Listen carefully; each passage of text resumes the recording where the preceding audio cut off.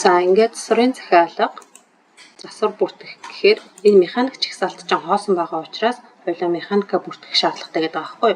За тэгэнгүүт хоёулаа тохиргоо гэж ороод ажилтан гэдэг рүүгээ орж агаад энэ чагсаалтанд механика нэмэх гэсэн. За механик нэмэх гэдэг төвчин дээрээ дарлаа. Аль салбар дээр механик нэмэх гэдэг. Одоо болохоор чамд болохоор хоёр салбарын хоёулангийн нээх байгаа байхгүй. Тэгэхээр хоёулаа ирээдүйн салбарын чинь бол механикууд нэмэгдсэн байгаа. Хоёулаа төв салбар гэдгийг сонгож агаад за механикийнхаа овог нэр за энэ дээр нь бүртгэж за Батын болд гэд.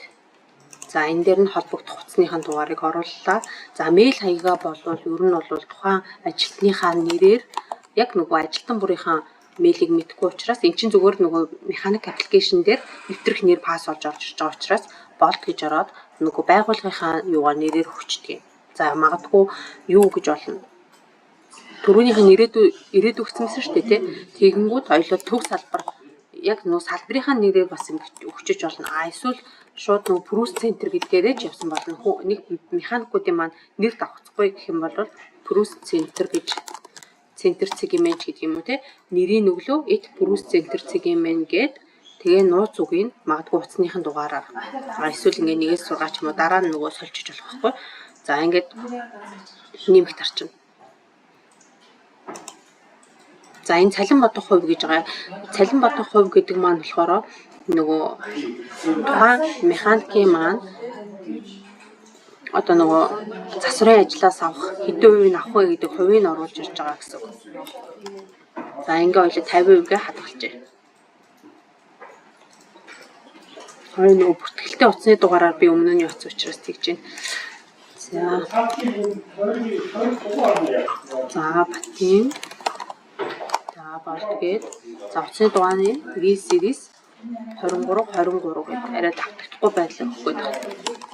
За болд Прүс центр за пассвортын би 1-6-аар өгч. За цалин бодох хувийг 50 ингээ хадгалчихна. За энэ цалин бодох хувь гарч ирэхгүй байгаа нөхцөл нь хаанаас яаж гаргаж ирэх вэ гэхээр за тохиргоо гэж ороод байгууллага гэж ороод байгууллагын ажилтны цалингийн тохиргоо гэсэн энэ хэсэг дээр энийг чеклэлээгүй учраас чеклж өгчөө саяны цалин бодох хувь гэдэг юм гарч ирдэг гэсэн талбар маань. За энэ хоёр юугаар ялгаатай вэ гэхээр энэ болохоор засвар тус бүрээсээ хэдэн хувийн хөнгөлөлт идэх юм бэ? Хэдэн хувийн одоо нөгөө ажлын үс авах юм бэ гэдэг тохиргоог тохируулж өгч байгаа. А энэ болохоор яг төлөвлөгөөгөр гэсэн. Сард 3 саяын бодлуулалт хийх бол тухайн бодлуулалт гүйцэжээж одоо нөгөө цалингийн хувь авах нь шүү дээ тий. Тэгэхээр энийг энэс илүү танах энэ хуваар ерөнхийдөө явдаг учраас энийн чеклээ хадгалчихна гэсэн.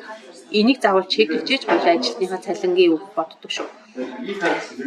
За тэгээд саяны механик нэмэх бол тийм байна. За тэгээ мөн дээрэс нь энэ засварын тохиргоо хэсэг дээр хоёулаа ингээд засварын задгаа дээр нь засвараа бүртгэж өгсөн мөн шүү дээ тий.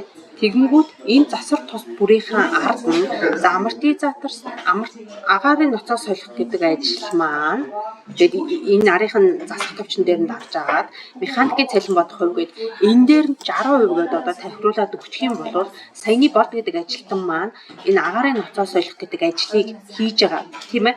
Тэгэхээр нэгэн дээр нь би ажилтныхын хувийн дээр 50% гээд тохируулаад өгсөн.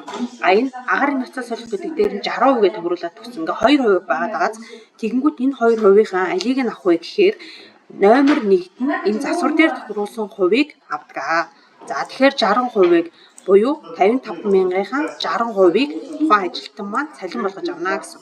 А хэрвээ энэ дээр хувь тохируулаагүй байх юм бол ажилтныхаа хуваар авдаг гэсэн. Тэгэхээр илүү өндөр хувь одоо нөгөө үзүүлэлт нь илүү өндөр номер 1 нь бол энэ засварын задаргаан буюу засварын дэд ангил дээр тохируулсан хувийг чухалчилж нэгдүгээр давдаг хнэ цалин бодлтон дээр. Тэрийг бас анхаараарай за. Тэгэхгүй болохоор нөгөө ингээ 2-3% тохируулаад тахаар яг аль хувийг авах юм бол яах юм бол гэж мэдэхгүй байх магадлалтай гэсэн үг. За.